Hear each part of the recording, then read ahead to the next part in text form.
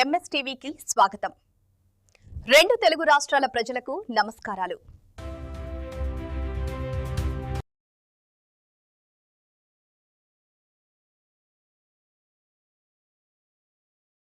MS media ఈరోజు ముఖ్య Mangamma wife of మరి శ్రీనివాసరావు గారు ఇంటికి వచ్చాము. సర్పంచ్ గారు వీళ్ళు రోళ్లగడ్డ జీపీ మండలం, కొండాల మండలం, తెలంగాణ రాష్ట్రానికి వచ్చాం.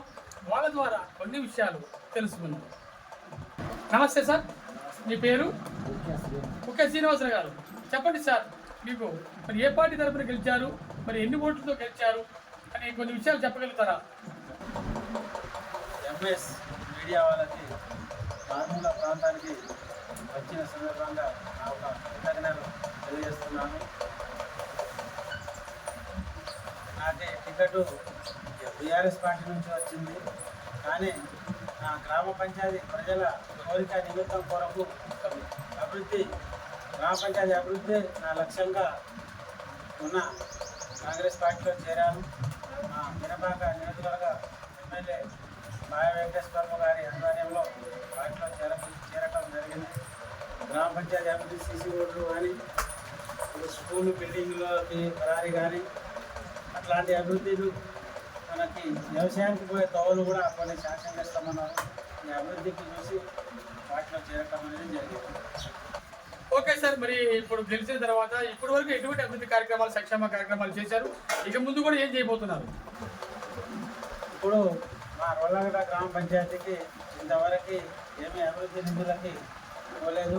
ఇక కాంగ్రెస్ పార్టీలో జాయిన్ అయినాను. ఇప్పుడు పంచాయతీ కార్యక్రమం, అభివృద్ధి కార్యక్రమానికి ముందుకు సాగుతానని నా యొక్క అభిప్రాయం ఉన్నది. ఓకే సార్, మరి రాజకీయాల్లోకి ఎందుకు వచ్చారు? కాంగ్రెస్ మామూలుగా సర్పంచ్గా ఎందుకు గెలిచారు? రాజకీయం అంటే నేను ఫస్ట్ కమ్యూనిస్ట్ పార్టీగా చేసిన, కమ్యూనిస్ట్ పార్టీ నుంచి కొన్నాళ్ళు కమ్యూనిస్ట్ పార్టీలో సహకరించిన తర్వాత బీఆర్ఎస్ పార్టీలో బాయ వెంకటేశ్వరరావు గారి ఆధ్వర్యంలో 2017 నవంబర్ 28వ తారీఖున జాయిన్ అయినా.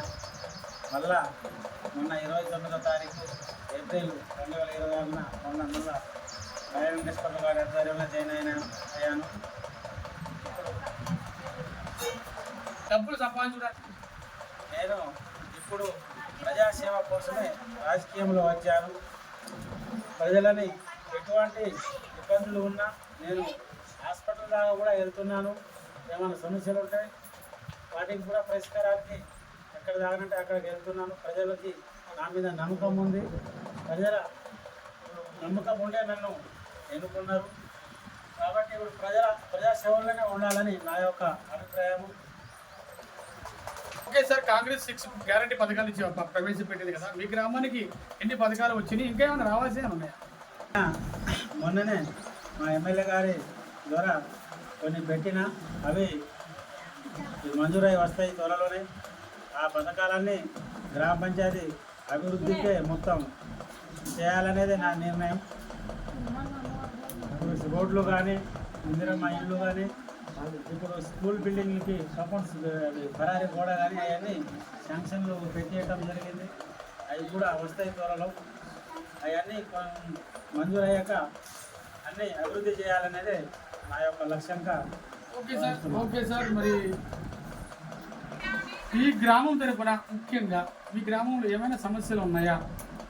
ప్రభుత్వానికి ఏమైనా తెలియపరచాలనుకుంటున్నారా?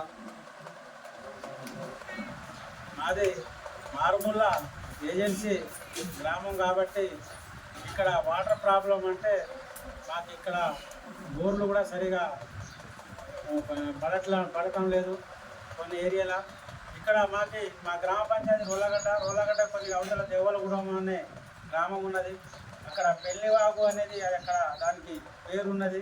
దానికి ఒక ప్రాజెక్ట్గా నిర్మిస్తే మా గుండాల అల్లపల్లి మండలానికి సస్యశ్యామలంగా నీళ్ళు పారుతుంది, వాగు ఉన్నది. దీని కింద పెద్ద ప్రాజెక్ట్ అవుతుంది. దీనికి ప్రభుత్వం దృష్టికి తీసుకెళ్లాలని నేను భావిస్తున్నాను. మంత్రి గారికి, సీతక్క గారికి, పొంగులేటి గారికి, మన రాష్ట్ర గౌరవ ముఖ్యమంత్రి రేవంత్ రెడ్డి గారికి కూడా కోరుతున్నాను. నేను ప్రాజెక్టు కట్టడం వల్ల ఎన్ని మండలాలకు ఉపయోగపడుతుంది? 2 మండలాలకు ఉపయోగపడుతుంది. అల్లపల్లి, గుండాల మండలం, ఇట్లా వెళ్ళిపోతూ ఉంటుంది నీళ్ళు, బాగుండదు. ముఖ్య మంగమ్మ వైఫ్ ఆఫ్ శ్రీనివాసరావు గారు ఈ రోళ్లగడ్డ గ్రామంలో అనేక సమస్యలు పరిష్కరించడానికి బీఆర్ఎస్ నుంచి కాంగ్రెస్లోకి వెళ్ళారు.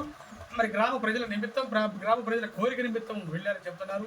అదేవిధంగా మెయిన్ ఒక ప్రాజెక్టు కూడా కట్టితే కొన్ని మండలాలకు కూడా వాటర్ ఫెసిలిటీ ఎక్కువ ఉంటుంది, మా గ్రామంలో ఇబ్బంది పడుతుందని అంటున్నారు. ఈ గ్రామానికి ఏ సమస్య లేదు, అది ఒక్కటే అని అంటున్నారు. ఈ గ్రామాన్ని ఆదర్శ మోడల్గా విదేశీ గ్రామంగా మార్చాలని కూడా అంటున్నారు. Thank you sir, thank you very much. MS media, ప్రతి చోట ప్రజల మాట.